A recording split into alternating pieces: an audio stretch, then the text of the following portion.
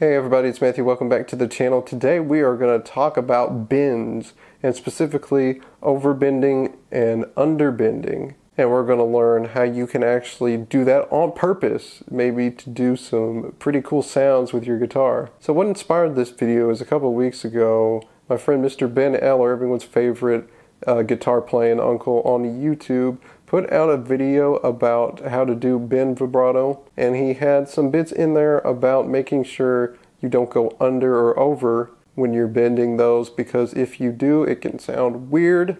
It can sound like you missed the note and didn't quite get to where you were supposed to. But part of me thought, what if you were doing that on purpose though? Would it still sound off, or would it just sound like another trick that you can add to your arsenal with guitar playing? So today we're going to be looking at that and seeing when we can do that.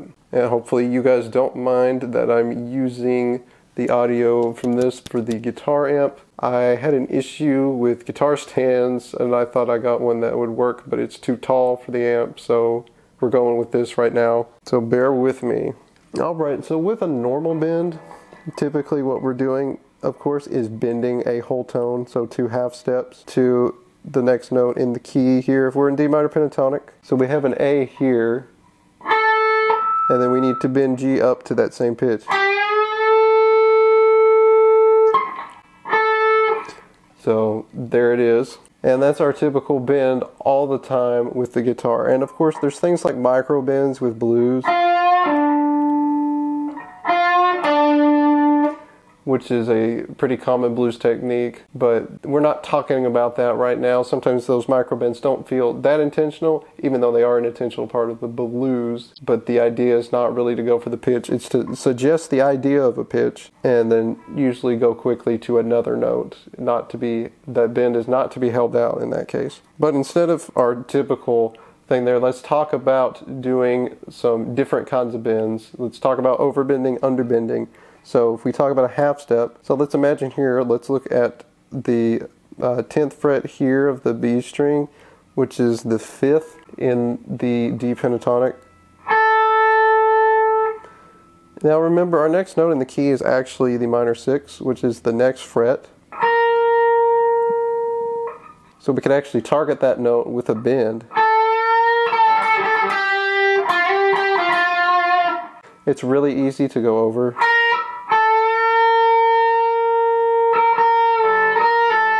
So there's our tone there.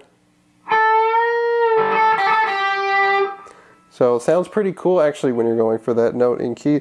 Let's talk about the next one. We can stay on the same fret here, but now we're looking for the minor 7. So we're trying to overbend this here by an extra half step than what we normally would do for a typical bend. So we want this.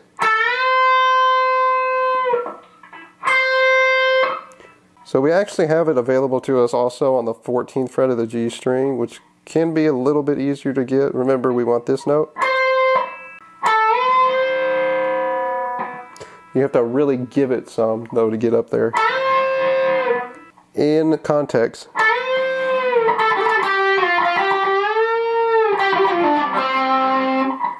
So just something like that. Watch overbending. The G string can be a tricky one, and it can be really easy sometimes to overbend your regular bend if you're just going up 2 notes there. So watch out for that guy. So those are the clear, use cases of overbending, underbending purposefully that can add something really cool to your guitar playing, especially if you top off a line with the overbend. It can sound pretty cool.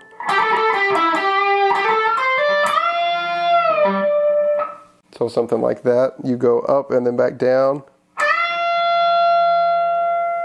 But letting it ring is also pretty cool. If you want to end it with the overbend instead of going back down and just holding it.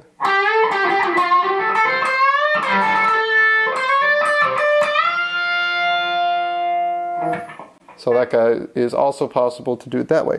Now another way we can do it is taking a note that's already out of key and moving it to one it is. For example, the minor 6 or the major 6, which I already use a ton anyway in pentatonic solos because I think it gives them a cool flavor. But we can do that instead. So we want to get to this pitch, right?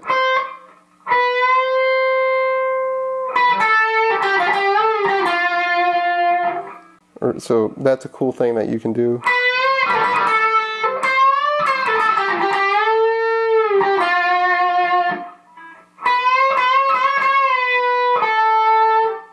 there's some fun bends like that you can do. Now, is there an out of key whole tone bend we can do like that? You can do that with the major third to the fifth if you want to, which would be this note right here.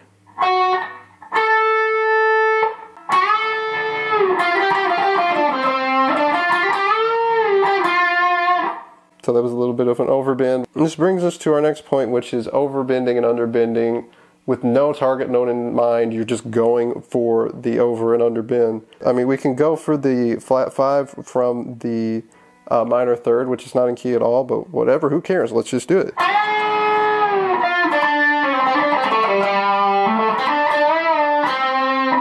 So don't do it super long. That may not be a note you want to hold it on. You're just kind of going through the line and then hitting that guy at the bottom there if you want to. Very fun to try to do that kind of trick. If we wanted to, even with this note here, the minor 7. So if we go from the minor 7, we can go to the flat 2 with an overbend and see what happens.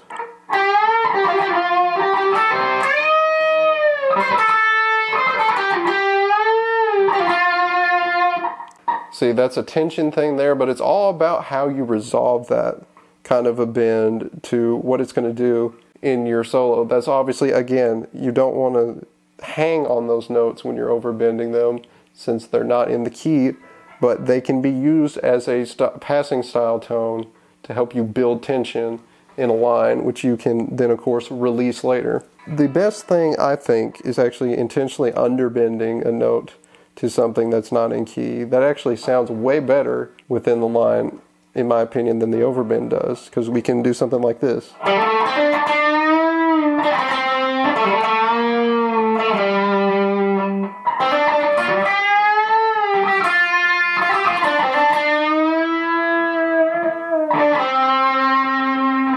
So you can do fun lines like that. It's this bend here from this note to this one that is pretty fun.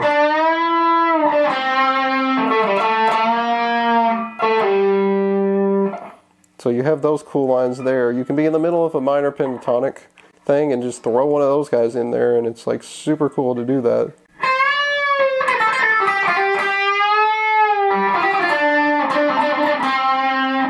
So there's this guy right here.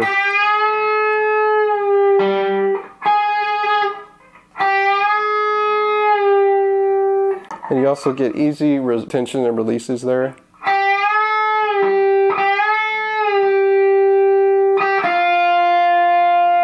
Just bending the note a little bit.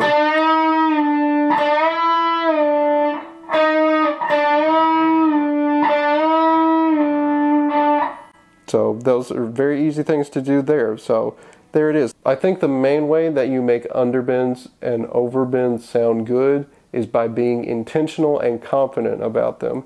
You want it to sound like that is the move and the note you intended to make with that bend. Or otherwise, like Ben Eller said, if you don't make it sound that way, it's going to sound weak and wimpy, and then it may not resolve particularly well, and people will notice that you made a mistake rather than did something cool on purpose. And that's the main thing to think about, and that is always the best way to make stuff that seems a little bit weird with the guitar work. It's always about how confident and how intentional you deliver that idea. And then, of course, coming back through it and resolving properly, which if you forget to do that, that's just going to feel weird on its own. Anyway, underbending and overbending to a note that's in the key, that's already pretty cool by itself, and you can hold those bends out all you want.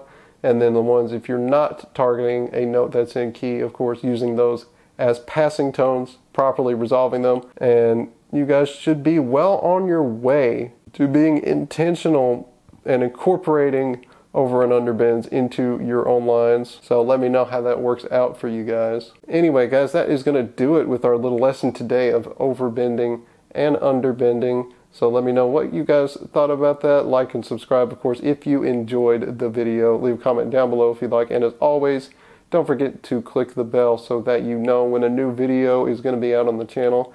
And with that, I will see you guys next time in another video. Have a good one.